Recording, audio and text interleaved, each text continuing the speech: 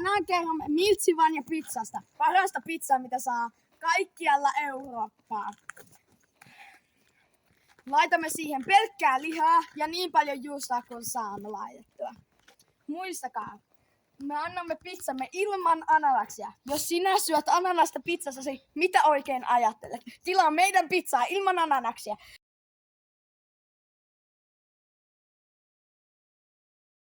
Hyvä kaikki. Tänään mainostamme Miltsivan ja pizzaa. Parasta pizzaa ilman ananaksia. Toisin sanoen anaksia. Meidän pizzamme on parasta. Se on tehty ilman anaksia, eli myrkyllistä ainetta, mitä kaikki muut pizzantekijät laittaa pizzoihinsa.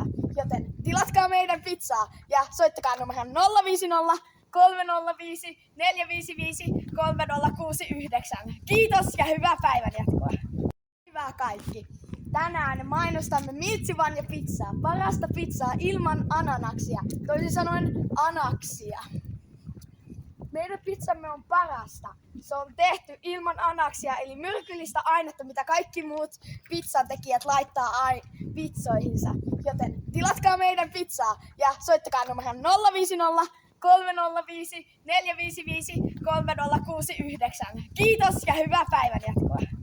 Kaikille. Tänään me kerromme Miltsivan ja pizzasta. Parasta pizzasta kaikkiin aikoihin. Miltsivan ja pizza on silleen hyvä, että me laitamme siihen vain lihaa. Niin paljon lihaa kuin pystyy laittamaan. Ja niin paljon juustoa kuin pystyy laittamaan. Miltsivan ja pizza on paras. Kokeilkaa vain sitä. Tänään kerromme Miltsivan ja pizzasta. Parasta pizzaa, mitä saa kaikkialla Eurooppaa. Laitamme siihen pelkkää lihaa ja niin paljon juustoa kuin saamme laitettua. Muistakaa, me annamme pizzamme ilman ananaksia. Jos sinä syöt ananasta pizzassasi, mitä oikein ajattelet? Tilaa meidän pizzaa ilman ananaksia.